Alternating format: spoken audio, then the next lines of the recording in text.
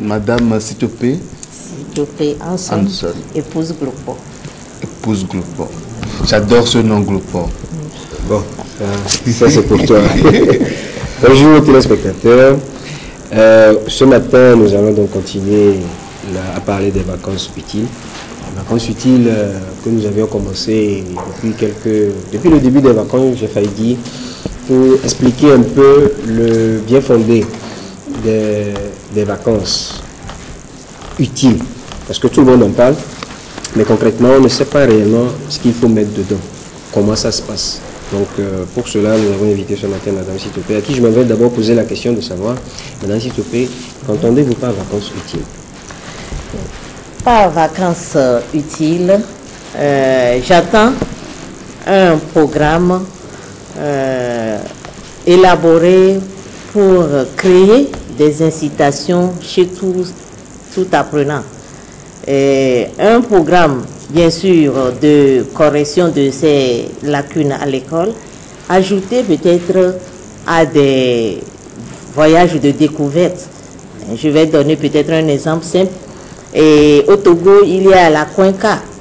Donc, si vous avez la Cuenca de Bomboaka, je pense que c'est ce qu'on dit.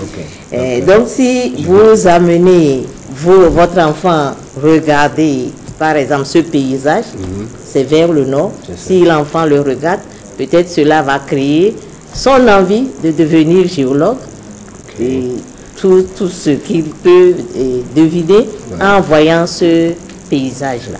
Donc les vacances utiles, c'est un temps qu'il faut mettre à profit pour découvrir ce qu'il y a autour de nous et en même temps apprendre. Oui, apprendre. C'est sûrement pour ça que vous avez initié donc, et lancé depuis le 13 juillet une activité de vacances dénommée Un texte par jour, et ce pour 10 semaines. Oui. Parlez-nous un peu de cette activité-là, Un texte par jour. De quoi s'agit-il? Oui, Un texte par jour est une activité organisée par le cercle de recherche des étudiants-chercheurs en lettres modernes pour l'atteinte de leur objectif qui est l'amélioration de l'enseignement du français dans nos établissements. Bon, Un texte par jour se veut une activité qui utilise de petits tests pour amener les élèves à la culture générale, à la recherche et puis à mettre à profit leurs vacances. C'est ça. Oui, donc la culture générale, la recherche et comment ne pas juste rester à la maison et regarder en l'air. Oui. Un texte par jour. Donc concrètement, ça veut dire qu'ils vont lire un texte en français chaque jour. Et si, ils auront pendant la période du 13 juillet au 18 septembre à lire 45 tests, ce qui fait 5 tests par semaine. Et oui, le travail se fera seulement pendant les jours ouvrables, non? 5 tests par semaine, ils auront à lire ces tests et à répondre à des questions de compréhension, de vocabulaire, etc. Et après avoir traité cela, ils renvoient leurs exercices traités à l'organisation. C'est ça. Oui. Mais dites-moi, comment vous êtes venu cette idée? Quelle est la genèse de cette activité? Oui, c'est la première chose, c'est le constat des difficultés qu'ont nos apprenants dans la langue française. C'est le premier, c'est ce constat qui nous a amené à cette idée. Et en plus de cela, c'est nos expériences d'étudiants, de personnels, nos expériences personnelles qui nous ont prouvé que tout apprenant peut arriver à avoir une réussite ou tendre vers une brillante étude, de brillantes études à travers une volonté, une certaine discipline au travail et surtout en adoptant l'apprentissage, le travail continu. Ce qui veut dire ne pas laisser le temps, ne pas faire de pause. C'est ça, ne pas perdre du temps. Même si on est en vacances, ce n'est pas chercher toujours pour rester dormir. Il faut toujours continuer à apprendre d'une manière ou d'une autre. Et comment ça va se faire? voilà, concrètement, comment vont se dérouler ces activités de un texte par jour? Oui. Est-ce que vous allez les rassembler, vous leur donnez un texte sous surveillance, celui qui finit dans le temps, voilà, il peut sortir, ou bien je ne sais pas comment que ça va se passer? Merci beaucoup. Nous ne pouvons pas les réunir à un endroit parce que nous avons la technologie maintenant. Et cette technologie nous permet de faire ce travail en ligne, c'est-à-dire par Internet. Donc, les élèves qui vont s'inscrire doivent nécessairement avoir une adresse mail et c'est par là que nous leur enverrons des tests et aussi nous enverrons les exercices traités.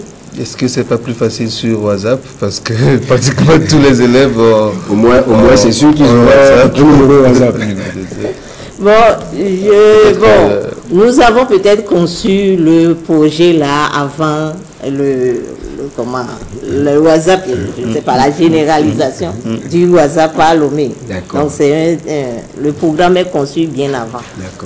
Donc on a pensé aussi à ceux qui n'ont pas le matériel informatique à la maison et qui ne peuvent pas aller facilement au cyber. Donc à ceux-là, nous avons fait ce document-là que nous vendons qui coûte 700 francs et qui renferme tout. Ce gros document-là coûte 700 francs. Oui, 700 francs. C'est pour accompagner ce n'est pas tout juste.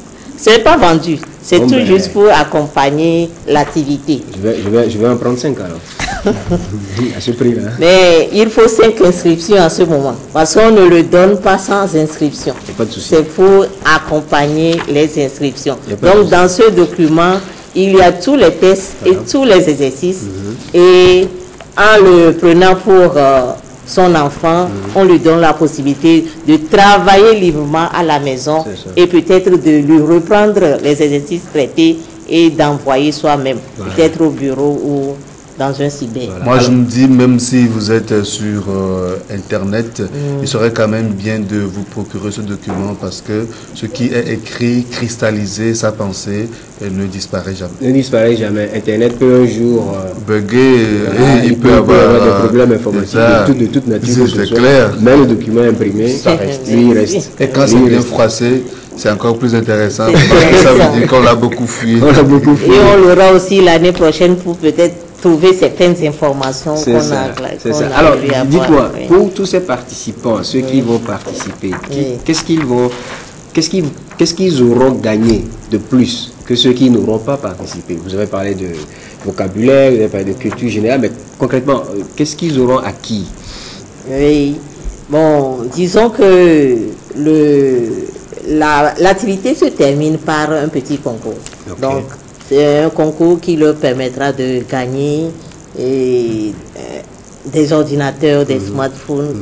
Et bon, à part peut-être ce prix-là que le postulant aura à gagner, il aura appris à travailler seul pendant les vacances, à gérer son temps de travail.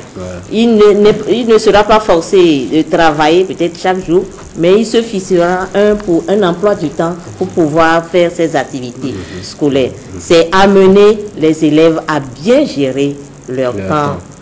Voilà. Alors, Eric, je me rends compte en parcourant qu'il y a quand même des tests assez intéressants. Ce n'est pas que des tests, ça me rappelle un peu mon livre de lecture suivi où il y a une petite partie dédiée à la compréhension du test et des questions qui suivent. Ça veut dire que non seulement vous allez lire, vous allez comprendre, mais vous allez aussi comprendre l'esprit même de l'auteur.